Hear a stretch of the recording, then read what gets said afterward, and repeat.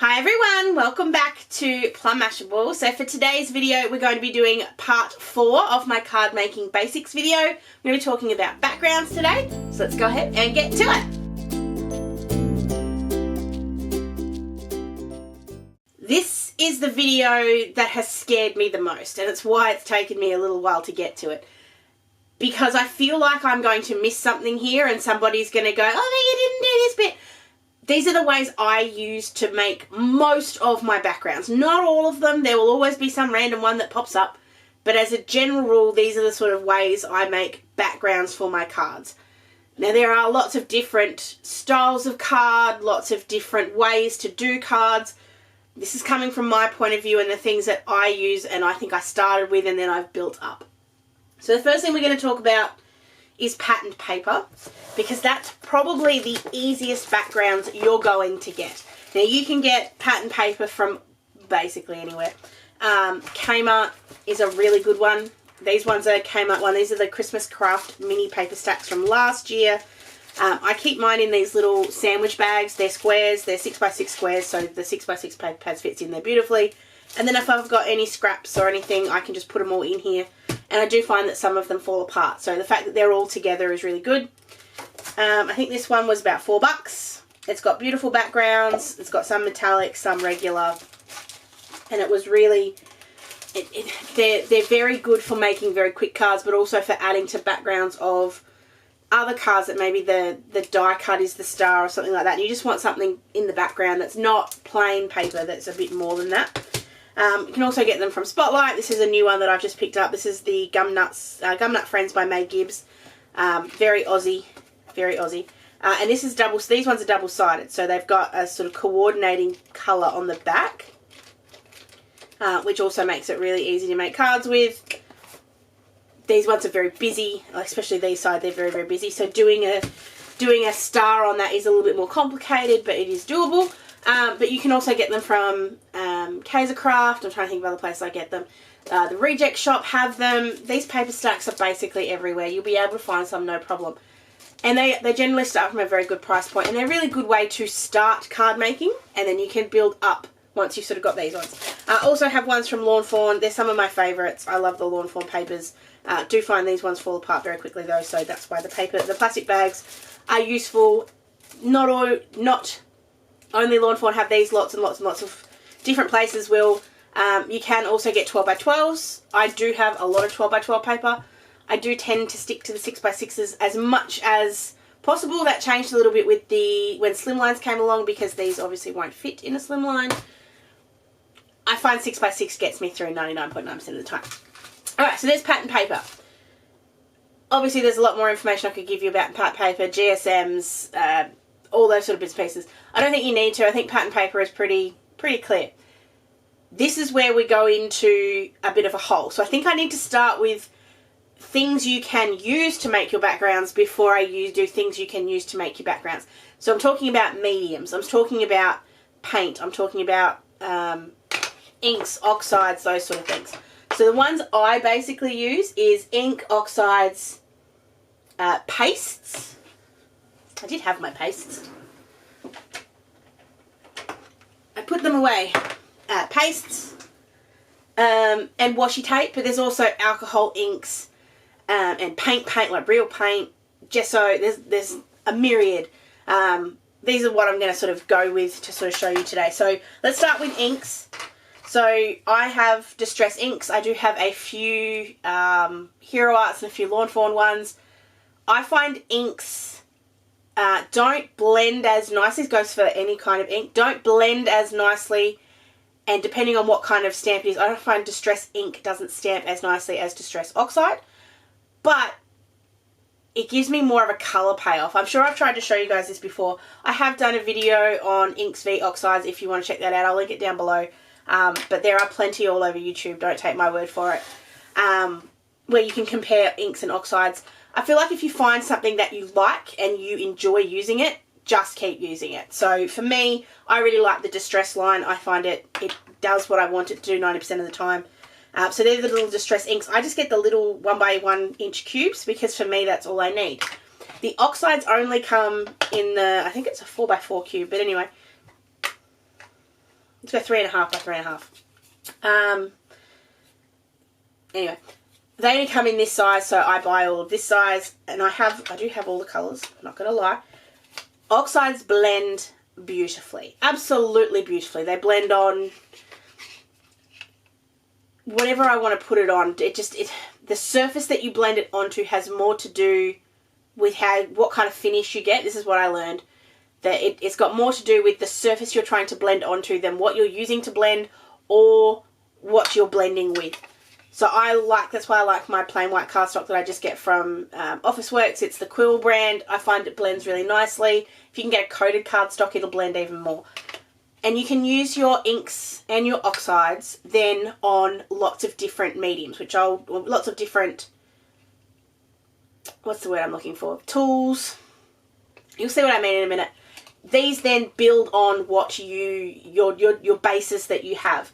You can also then use stencil paste. Obviously these are better with stencils, but you can use them with dyes as well, and I'll show you a way you can do that in a minute.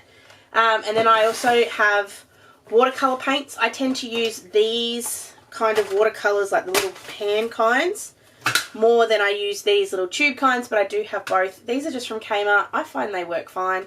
These ones are from Mungo. I bought them from Riot Art and Craft. I don't think they stock them anymore, but you can get them on Amazon. But I do, if you're going to play with watercolours, you don't even need to do paint. You can use Tombow markers, can do beautiful watercolours as well. And we'll talk about Tombows a little bit more in a couple of weeks when we go into talking about the focal points and stamping and those sort of things.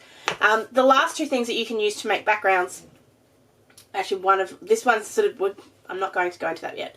The last thing is washi tape. You can put stacks and stacks and stacks of washi tape on a background, and it basically works like pattern paper. You can just do, and I don't want to waste too much of this because it's beautiful, but you can just do lines and lines and lines of this, put a sentiment on it, and you're done. Like, it can be that simple. These two are from Mr. Moose. They are some of my favourite. I love the Aussie themed ones. Butterflies and native Aussies. But I have hundreds of rolls of washi tape. You guys know that. It might actually be thousands at this point.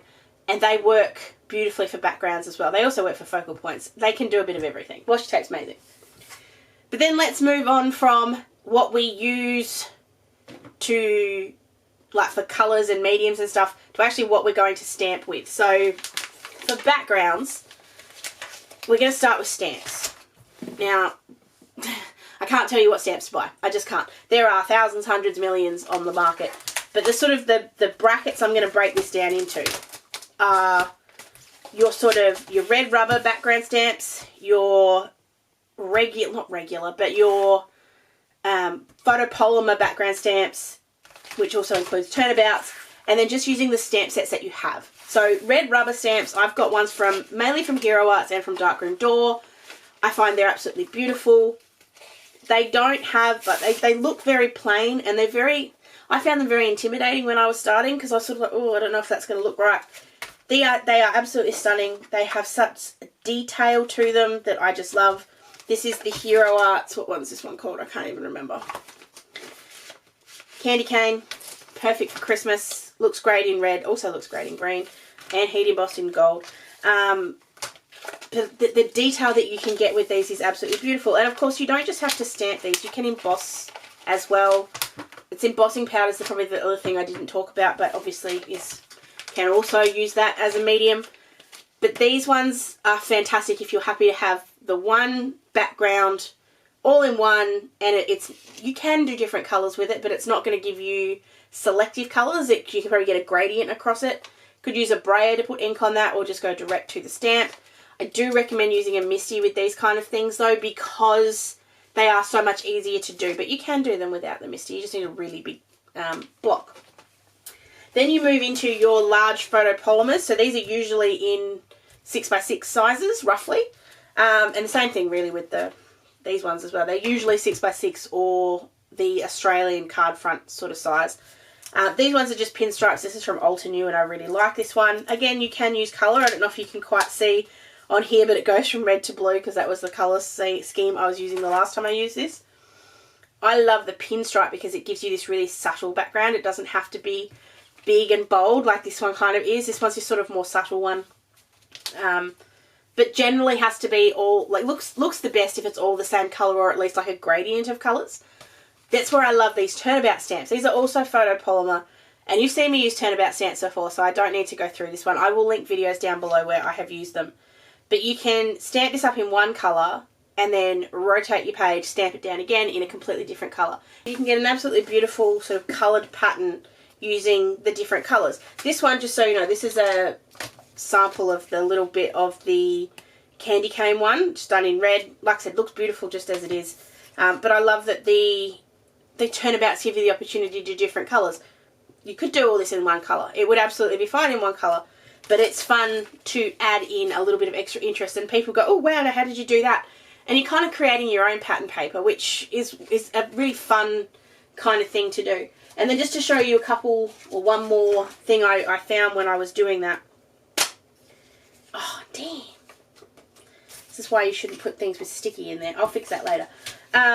This was using a red rubber stamp. This one's from Darkroom Door. I think it's the French script one. It just gives you such a beautiful finish, and it's just lovely. I've got other ones to show you as well. But the other thing you can do is if you buy a lot of these little stamps, and I buy lots of these little 6x4 ones, you know I love my lawn fawn. These can make your own pattern paper as well. There is nothing stopping you from grabbing the leaf or the flower or even the toucan and doing a bunch of them all over your page.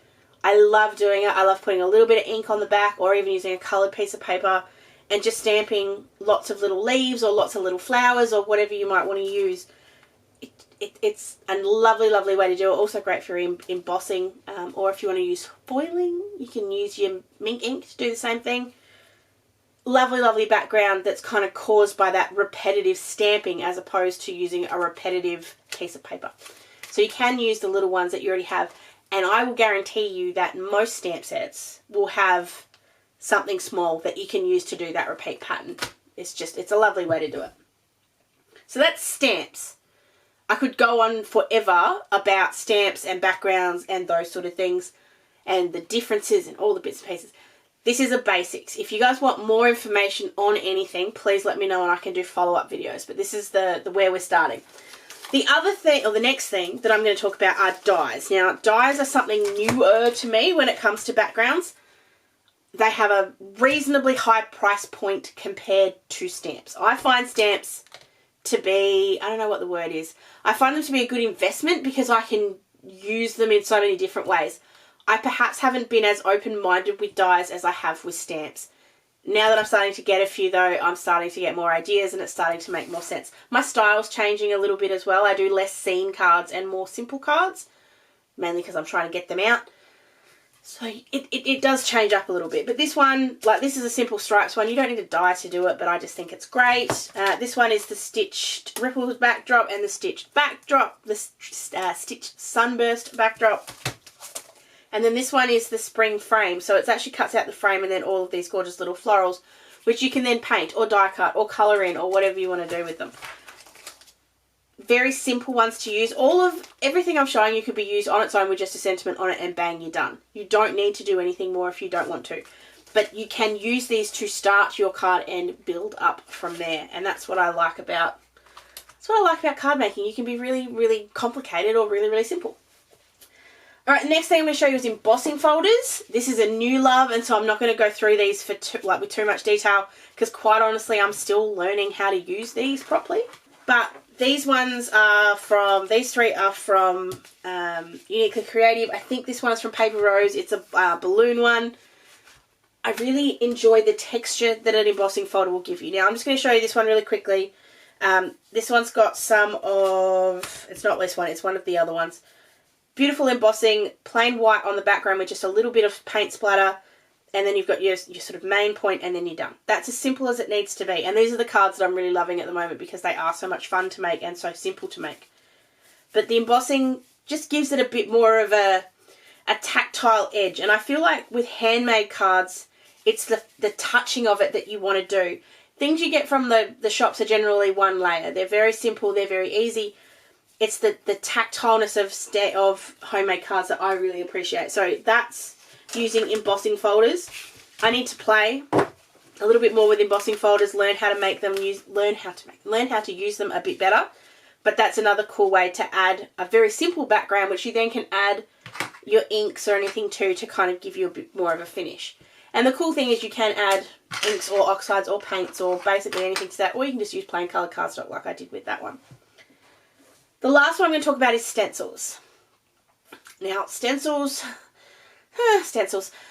I have 3. These are my Lawn Fawn stencils. These are my various brands stencils. I'm just going to flick through while we talk about them. You can use these to do a whole background. You can use them to do a spot stencil. You can do so much. So these ones are from Uniquely Creative. Some of them are more intricate. Some of them are more plain.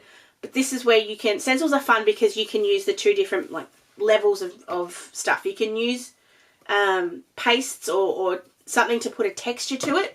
Or you can just use inks. Or you can use embossing ink as well. You can use embossing... Versamark ink and put embossing powder on it and do that as well. There are lots of different ways to use stencils, which is why I think they're making a comeback. I haven't been in the crafting community that long, but I do know that stencils kind of went out of fashion and now they're coming back with a bang. So these ones are all from Uniquely Creative. Then we move into Darkroom Door, my favourite things, Paper Rose. Every company is going to have stencils. Every company is going to have different kinds of stencils. I do prefer the 6x6s. I think they're easier to work with, but I will admit that occasionally I'd really like some of my stencils to be a bit bigger. These ones are from Kmart. These ones are from Kaisercraft. And they're all a little bit different. It depends on what look you're going for. Then you've got your Lawn Fawn ones. Now, the other thing that you can do with stencils, and some of them in there were as well, some of the are your patterned backgrounds. They're going to make a piece of patterned paper, basically speaking. So you've got hearts, you've got leaves, you've got stars, you've got rainy skies, you've got paint splatters. The scene building ones is a different kind of background. It's not a background that's just and I'm sort of going to just quickly see if I can show you something. So your basic kind of, not building, but your backgrounds like this one. So that's where you get ones like this. Like you've got your stars, you've got your flowers, and then you've got your, these are your sort of your plain, just ink over this and that's going to be all you need to do kind of backgrounds. Then you've got your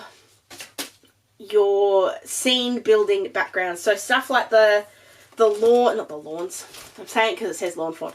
The grassy ones, the cloudy ones. So this one's done with this cloudy one.